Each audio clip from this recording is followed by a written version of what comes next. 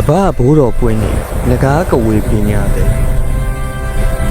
မစခင်ကျွန်တော်ရဲ့ဗီဒီယိုလေးကိုမြန်မာနိုင်ငံကနေကြည့်ရှုနေတယ်ဆိုရင် VPN လေးခံကြည့်ပေးဖို့မြစ်တာရက်ခံချင်ပါတယ်ခင်ဗျာ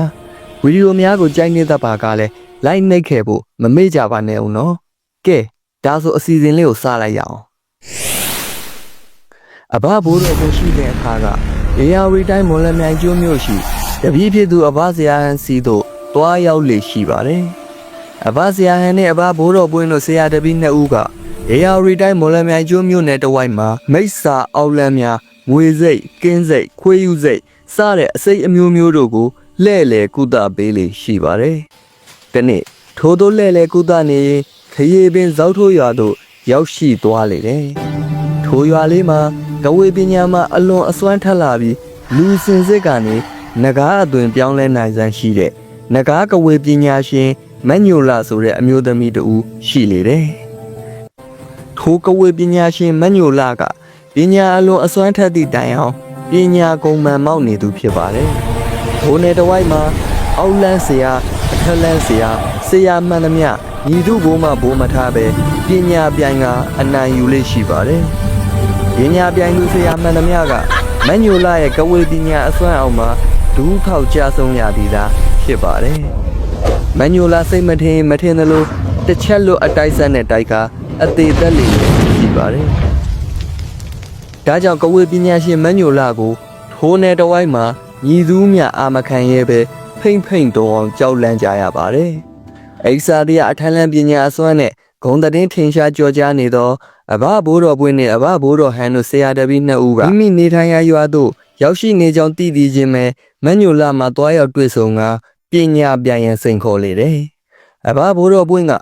အထက်လန်းဆရာဆိုတာပညာပြိုင်ခြင်းအလုပ်တွေမလုပ်ဘူးဟုပြောဆိုညင်းဆန်လေတယ်။သို့ပေမဲ့ပညာပြိုင်ရန်အလွန်စိတ်ပြင်းပြနေတဲ့မညိုလာကမရမကစိန်ခေါ်လေတယ်။နောက်ဆုံးမှာဘဘိုးတော်ပွင့်ကပညာပြိုင်ရန်လက်ခံလိုက်လေတယ်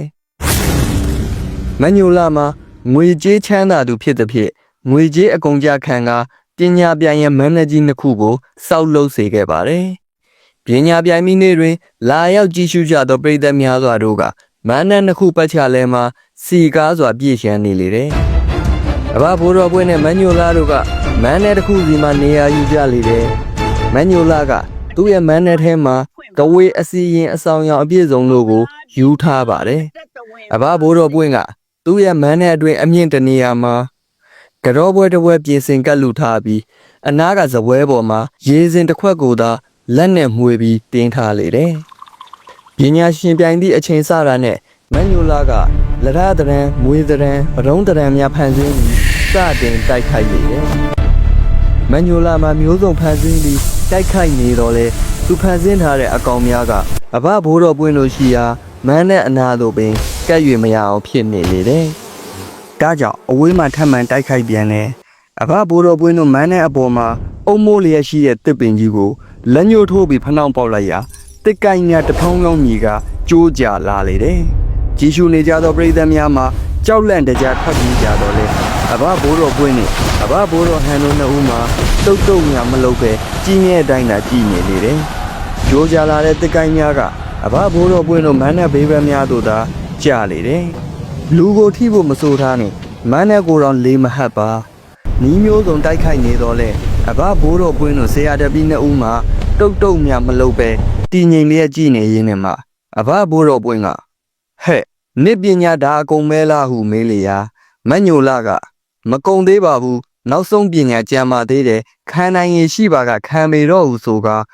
စီးထားသောသပင်များကိုဖြေးချလိုက်ပြီးဥကောင်းကိုခါရမ်းလိုက်လေရာချက်ချင်းဆိုလိုကြောက်မက်ဖွယ်ငကားကြီးအသွင်ပြောင်းပြီးမျက်လုံးများမြည်လျက်အဘဘိုးတော်ပွင့်တို့ရှိရာမန်းနဲ့စီသို့တခုံတို့ပြေးဝင်လာလေတယ်အဘဘိုးတော်ပွင့်ကလက်ညှိုးထိုးပြီးဟဲ့မူလပြန်စမ်းချုပ်ပြီးတုပ်ပြီးဖြစ်စေဟုအမိန်ပေးလိုက်ရာချက်ချင်းဆိုလိုငကားပုံစံကနေမညိုလာပုံစံပြန်ဖြစ်သွားပြီးလက်နောက်ပြန်အနေထားနဲ့ချုံနောက်ခိုင်းနေရသလိုမြေပြင်ပေါ်မှာဝတ်တွားနေရလေတယ်အဘဘိုးတော်ပွင့်ကဘာတခုမှမပြောသေးပဲစမဆွဲရမှအသုံးပြုတဲ့ဓားလေးကိုရေစင်ကအတွင်းသို့စိုက်မူလိုက်လေတယ်ထိုအခါမညိုလာရဲ့ဥကောင်းမှ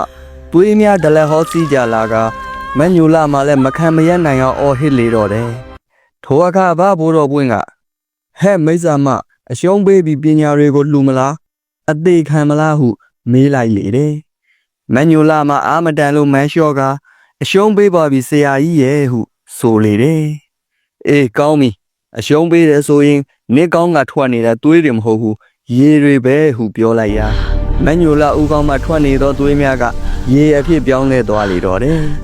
ထို့သောနေသိုးသွမ်းလျက်ရှိတဲ့နဂါးကဝေမညိုလာမှာသူ့ရဲ့မကောင်းတဲ့ပညာရည်များကိုစွန့်လွတ်ပြီးအထက်လန်းပညာခံယူကာဘဝတစ်လျှောက်လုံးအေးချမ်းတည်ငြိမ်စွာနဲ့ဖြတ်တန်းကုံဆုံးသွားပါတော့တယ်ခင်ဗျာအဆုံးထိကြည့်ရှုပေးကြတဲ့ရွှေစရာပရိသတ်ကြီးများကိုအထူးပင်ကျေးဇူးတင်အပ်ပါတယ်ခင်ဗျာမင်္ဂလာရှိသောနေ့ရက်လေးများကိုလည်းပိုင်ဆိုင်နိုင်ရပါစေလို့ရွှေစရာမဆုမွန်ကောင်းတောင်းအပ်ပါတယ်ခင်ဗျာ